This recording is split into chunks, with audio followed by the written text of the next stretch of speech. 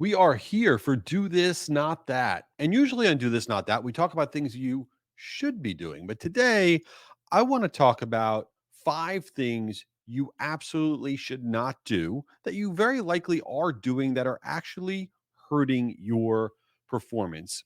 Let's talk about email subject lines first. There are words that you could put in your email subject line that will increase the number of people opening up your emails. We all know that, right? But did you know there are words that you could put in your email subject line that will actually lower your email open rate? We need to avoid these words. Let me give you some examples. Here's a word that you might put in your subject line that crushes open rates: the word learn. Okay. Learn the latest, blah, blah, blah. Nobody wants to learn anything. We're tired. We're busy. It feels like work. When you put the word learn in your subject line, it actually lowers your open rate by about 9%. So, what other words are like that? The word reminder. Reminder is annoying. The word meeting. Nobody wants another meeting. Okay. Or find out. If you're putting that to start your subject line, people don't want to find out. Okay. Or the worst thing, which is, I don't think anybody's really using it, the word chat. You have time for a chat? All of the words I just said, okay, reminder, time for a chat, meeting, find out, they actually lower your open rate by about 8 to 10% when you use them. You want to avoid these words. There's one word that actually increases your open rate significantly, but it's a word you should never use, and that is the word urgent. Yes, you want to create urgency in your subject lines, right? You want to say 2 days left, 24 hours left, ends on Friday, but you don't actually ever want to use the word urgent unless you're like a bank and all of your data has been compromised. Your open rate will go really high if you use the word urgent, but you're going to get a lot of people. They're going to be really upset because I promise you, it is not urgent that you sell the socks that you're promoting. It's not urgent that your accounting software free trial gets downloaded. So avoid those words. So, what are some other things that you should not do in your marketing to make sure you don't hurt performance? A lot of us have databases that we haven't emailed to in a long time. They're like some sort of legacy database, or maybe a company got acquired and you got a database, or you have an old trade show database, or you have some database of old buyers that you haven't emailed to in forever. The worst thing that you can do in email marketing is take a database that you have not emailed to in an incredibly long time and then have the brilliant idea of saying, you know what? We should email to that list because we haven't used it in forever. When you do that, you will actually explode your infrastructure, right? You're going to get flooded with unsubscribes, flooded with bounces. Your email sending reputation is going to go in the garbage. But now you're listening and saying, but Jay, I want to use this list that I have, and you can. What you want to do is 2 things. Number one, you want to take that email list and you want to clean it and validate it. And there's a lot of different companies out there that can clean and validate. And nobody here is paying me to say this. I'll tell you some of the companies that I use to do this. I use Zero Bounce, I use Validity, I use Webula. These are all great companies. And what you want to do is take that list, give it to these companies or any other company that's out there that cleans and validates email lists. It's very inexpensive. Okay. And they will be able to remove all of the problem email addresses, spam traps, emails that are no longer deliverable, syntax errors in your database, dead addresses. And then you have a list that you could email to. But you don't yet want to just email to it. So let's say you had 50,000 people, you go and use one of these cleaning services and validation services, and now you get it back, and now you have 45,000 people. That doesn't mean you import that list into your tool, your email sending platform, and hit send. Very bad idea. What you want to then do out of that remaining 45,000, take 10%, take 4,500 names, and you could send to those 4,500 names. And then take a step back, wait a few days, and be like, okay, how did that all go? Did we get flooded with unsubscribes? Did we get responses? Did it go okay? Because you don't want to just send to everybody when it's a database you haven't used in a really long time, because it can cause you major problems. So that's a never do. Okay, it's a never do. Now, what are some other never do's? Let's stick with email because why not? When you're sending out an email and you have an offer, what a lot of marketers do, they get excited, business or consumer, and they stick in multiple offers like, oh, let's put in this offer too and that offer too. And when you send it out, there's 3 different things in there. And it drives me crazy because whenever you send out an email, if it's an offer, whether you're a business or consumer, you have a goal. You hope something happens. I hope we get a lot of downloads of this piece of content. I hope we sell a lot of sweaters, right, with this new discount offer. You're hoping one thing happens. But when you add in all these other offers, what you're doing is you're giving the recipient of that email options. And here's the crusher stat: when there are three or more destination pages, okay, when there are three or more basically offers in any given email, the primary offer, the hero offer, the one that you're hoping that does well, it will receive 50% less clicks overall.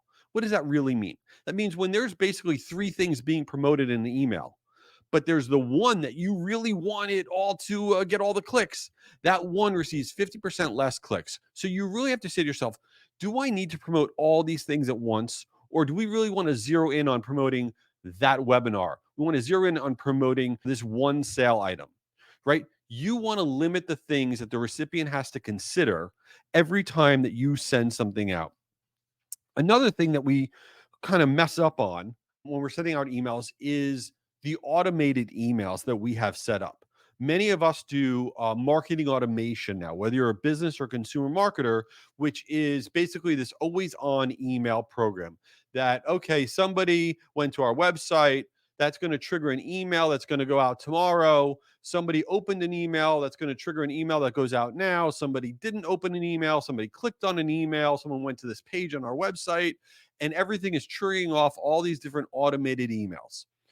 What's really important is that in your automation streams, the content in those emails is not dated.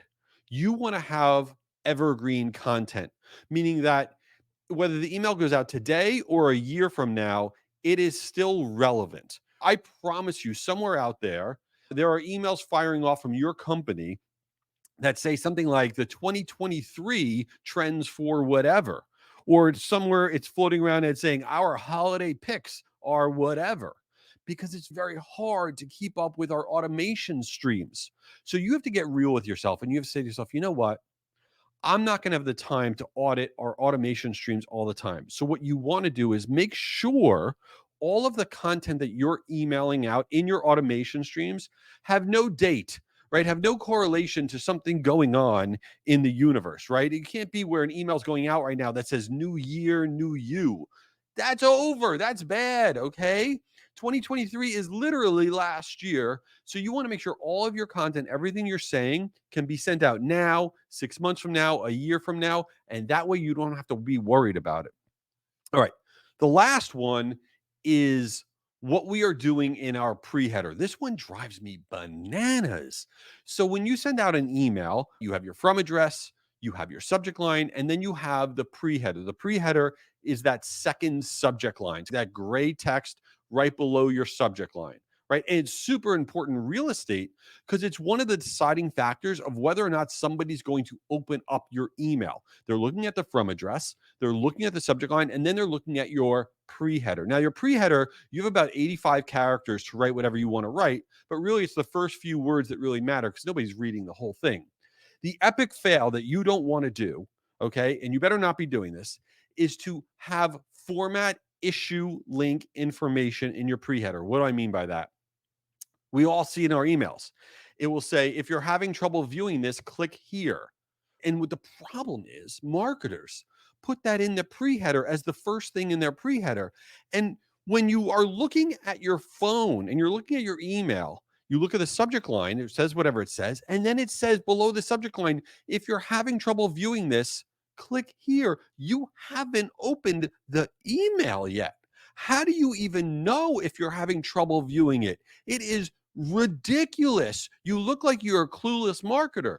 So what you want to make sure of in your pre-header, okay, you want to use that space for offer related information. It should be tied to the subject line. It should be an extension of that subject line. You can even personalize in that pre-header.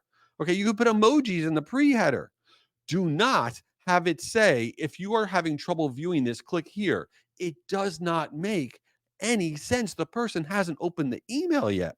So those are some things that you really want to avoid. Now, before we get into the chaos of this podcast called Since You Didn't Ask, I wanted to share with you this really cool offer. So, Marigold is the exclusive sponsor of Do This, Not That, this podcast. Now, I love Marigold. They're my email sending platform. They're also amazing for loyalty marketing programs, but they just came out with a piece of content that you can download for free, and it is amazing. It is the 2024 Global Consumer Trends Index. All right. They come out of this every year. I rely on this content. This stat just blew my mind. I was just reading it before I was doing this podcast. It said millennials, okay, have made twice as many purchases from emails they've gotten than SMS promos that they've gotten from brands that they opted into.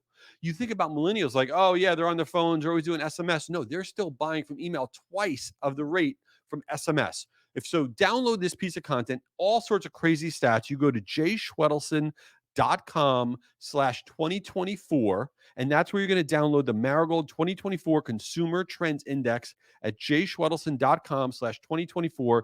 It is worth your time and it is free. All right, let's get into Since You Didn't Ask. What is going on with me?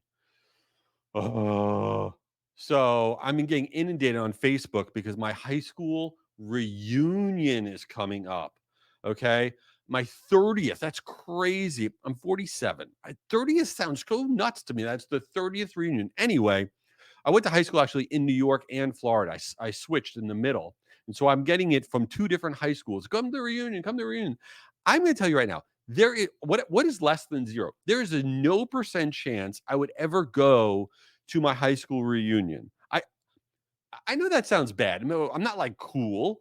It's the opposite of cool. I just have no interest whatsoever. Here's who I think should go to high school reunions. Okay. And I wasn't like some sort of super cool dude in high school or anything like that. But if you were in high school and you didn't have your act together at all, you were a disaster. Okay. And then after high school, you became awesome. You got in great shape. You're doing great. You're dominating the world. Everything's awesome. You should go to your high school reunion because you should be there and say, look at me. I crushed it. Remember the dude who you thought was a doofus? I'm crushing it now. Definitely those people should go to high school reunion. Everybody else in the middle, like me, yeah, what are you doing? Come on, who can stay at home, watch Netflix?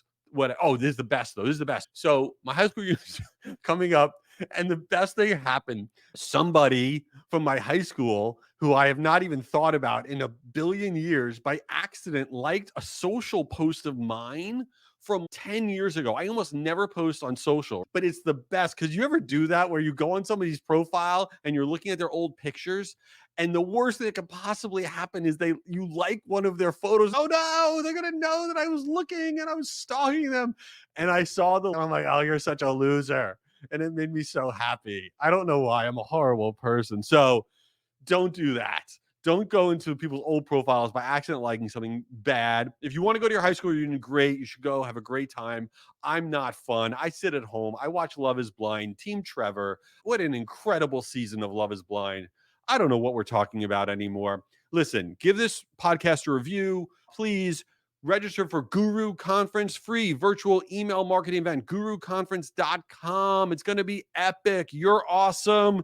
And hope high school was great. Thanks for being here.